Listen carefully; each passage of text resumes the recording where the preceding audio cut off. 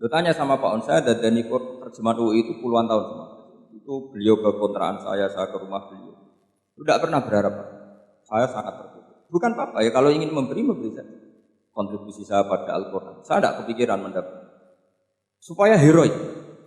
Tapi orang-orang yang cerdas amatir tadi, ini gak fair. Wong yang memberi lama dapat servis sedih. Nah, sekarang itu problem zaman akhir sudah mulai seperti itu.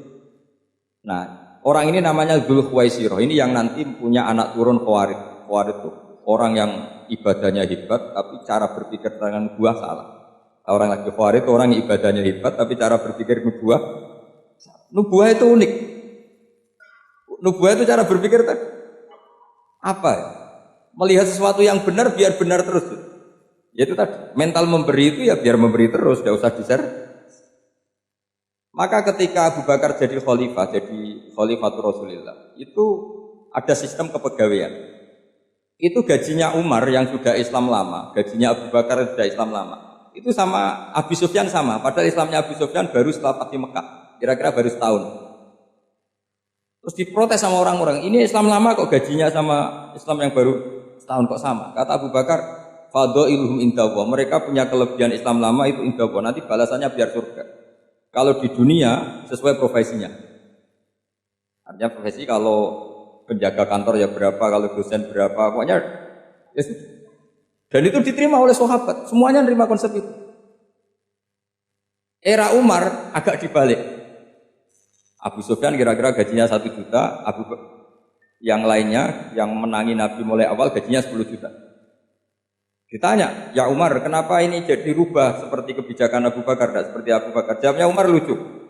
Fa wallah la usawwi baina man qatala Rasulullah wa baina man qatala ma'a Rasulillah. Demi Allah saya tidak akan pernah menyamakan orang yang dulu merangi Rasulullah yaitu Abu Sufyan dengan orang sing selawase dari Rasulullah yaitu Sayyidina Ali dan sebagainya. Ini penting. Artinya ketika gajinya orang saya seperti Ali radhiyallahu anhu itu tinggi itu bukan karena lamanya Islam, tapi karena lamanya iman. Jadi mulai dulu ijtihad itu ada dan dulu dia biasa saja. Karena tadi ada kecerdasan nubuah. Saya ulang lagi, ada kecerdasan apa? Sekarang itu kecerdasan tomak atau kecerdasan nafsu. Itu kalau sampai ngaji kitab tasawuf, itu bab bakhil itu tidak ada. Menurut kitab tasawuf, medit itu tidak ada, pikir itu tidak ada.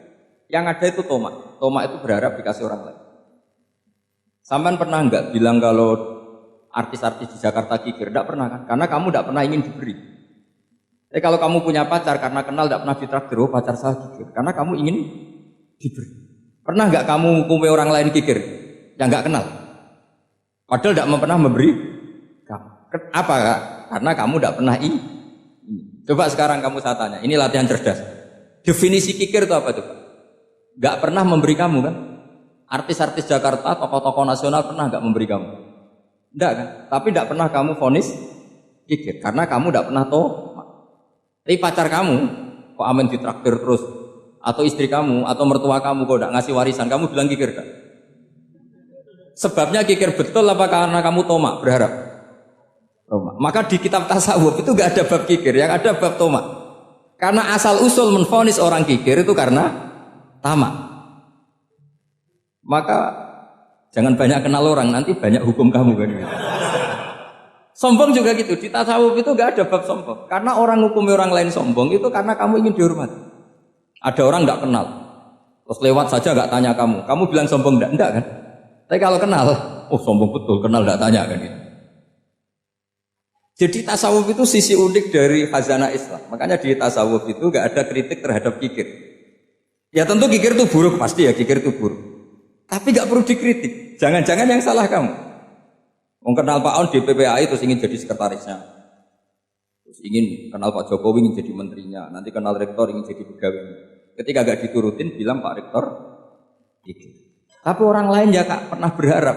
Mungkin gak menvonis Pak Rektor atau Pak On ini kikir. Enggak kan?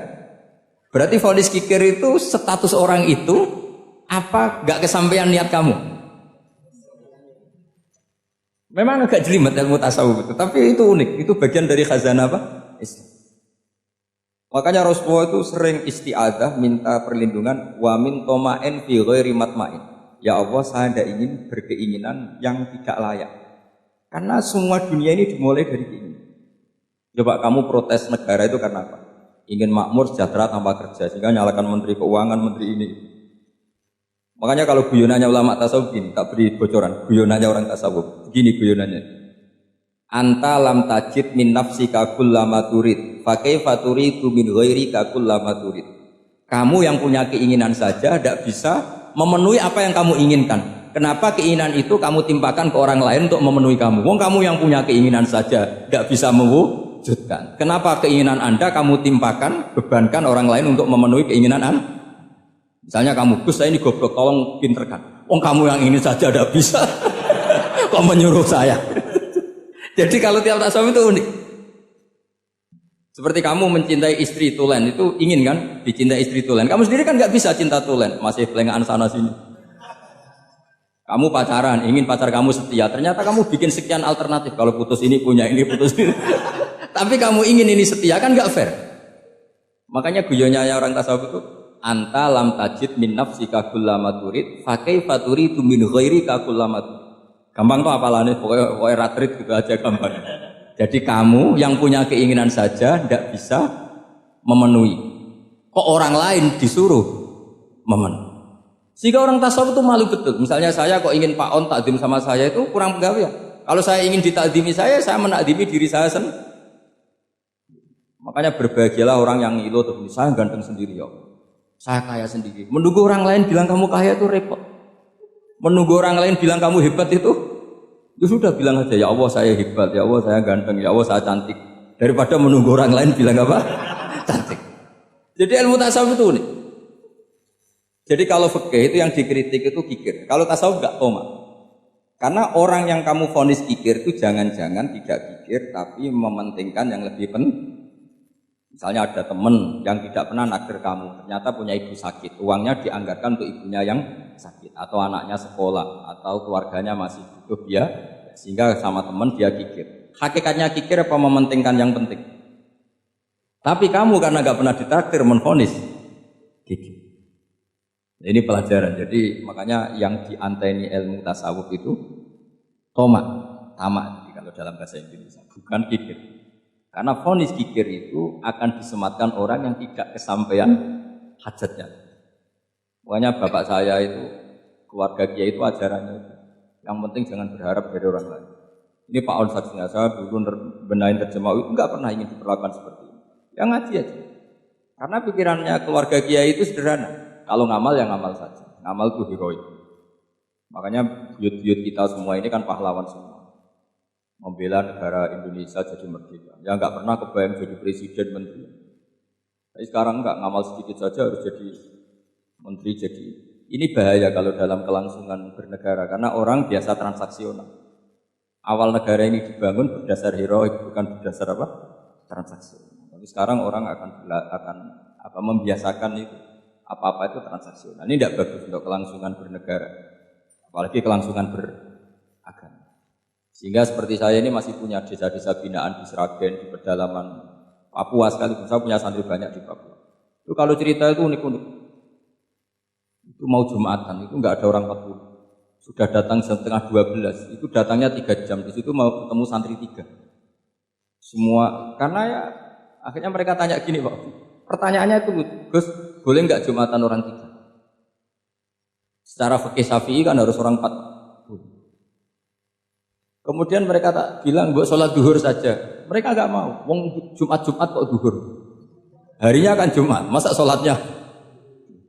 Sehingga kita yang jadi kiai akhirnya nyari fikul madzhabil arba, nyari fikih madzhab. Ternyata Imam Malik membolehkan orang 6. Ada yang bilang 12. Yang penting keceluk jamun itu kelompok. Kalau 3 kan belum keceluk apa? Belum disebut apa? Ini penting saya utarakan supaya kita berjuang itu bukan karena sefri seperti ini kayak di Ulil Albab, masjidnya keren, kampus swasta tertua, terus termasuk nomor 1-2 di Indonesia. Oke, kita syukur dengan kebesaran itu. Tapi yang namanya dakwah itu menjadikan orang tidak tahu menjadi tahu, termasuk kepada desa-desa tertinggi.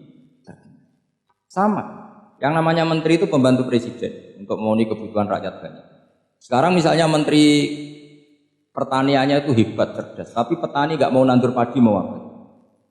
Coba yang membantu ketahanan pangan itu para petani mau nanam padi apa karena menteri pertanian? Karena petani mau nanam. Ya sudah GR saja, kita pembantu presiden semua. Karena ikut menyumbangkan ketahanan. Tapi kamu kan nggak digaji, kita keren, ngamal tambah harap gaji. Ini penting supaya Anda itu nggak hati kecil gitu. Ikut menyumbang negara tanpa ingin dapat gaji. Keren nggak? Dan itu nubuah. Apa? Nubuah. Orang Ansor itu seperti itu. Sehingga ketika Rasulullah wafat dan ada kompetisi kepemimpinan, itu orang Ansor gak ikut. Sudah kita makmum saja, silahkan dibagi di saking baiknya orang Ansor. Nah, makanya saya ulang lagi ya. Kecerdasan nubuah ini yang gak difahami orang Khawarij. Orang Khawarij cara berpikir yang kerja banyak harus dapat banyak. Sementara kecerdasan nubuah enggak. Yang biasa memberi terus memberi saja biar derajatnya tetap al-yadul ulya